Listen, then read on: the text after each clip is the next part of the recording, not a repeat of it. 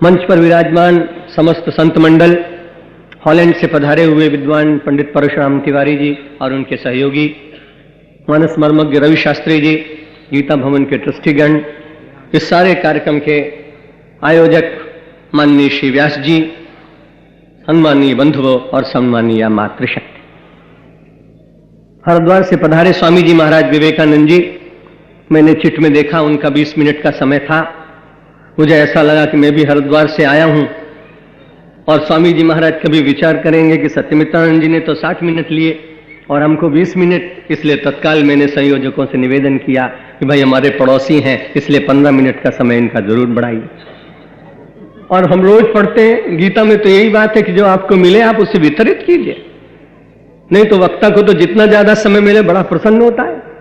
परमेश्वर की बड़ी कृपा है मुझ पर कि ऐसे समय में मुझे किंचित मात्र कभी कभी परमेश्वर कर्तव्य का ज्ञान करा देते। इसलिए मुझे ऐसा लगा कि ईशावास्य उपनिषद के कुछ मंत्र अभी तो पढ़ रहा था थोड़ी देर पूर्व, और उसमें मैंने पढ़ा था तेन त्यक्ते न भुंजी था, जो कुछ प्राप्त हुआ है उसे वितरण करने के बाद जो बचे वो तुम्हारा।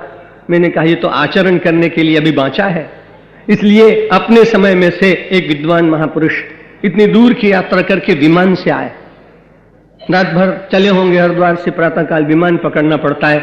ऐसे सज्जन सौम्य संत, और उनकी वाणी आपने सुनी।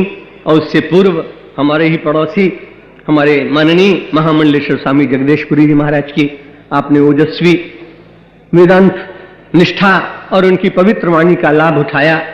मुझे तो ऐसा लगता है कि जब भी कोई वक्ता बोलता है वो नहीं बोलता है, उसके भीतर से भगवान ही बोलते हैं। इसलिए जब भगवान ही बोलते हो तो केवल रूप ही भिन्न होता है और तो कुछ होता नहीं।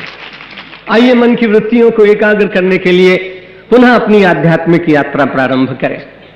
ये चर्चा सारी बीच में मैंने व्यावहारिक इसलिए की कि स्वाभाविक रूप से जब बहुत ही चलती रहती है ट्रेन तो उसको भी विराम की आवश्यकता होती है, थोड़ा सा हाल्ट मिलना चाहिए। इसलिए मैंने आपको एक छोटे से विराम के स्थल पर एक पड़ाव में कुछ क्षणों के लिए बिठाने का यत्न किया। पुनः अपनी यात्रा प्रारंभ करें। गीता भगवती की कृपा से मां के पवित्र वात्सल्य को प्राप्त करने के लिए, जीवन के क्षणों को धन्य करने के लिए, अपनी यात्रा को कृतार्थ करने के लिए, परमेश्वर को अपने ही वत्स को प्रसन्न होते हुए देखकर परम प्रसन्न करने के लिए पहले उनका नाम लें और फिर कुछ अपनी मति के अनुसार आपकी सेवा करने का यत्न करो। श्री राम जय राम, जय जय राम। श्री राम जय राम, जय जय राम। श्री राम जय राम, जय जय राम। श्री राम जय राम, जय जय राम।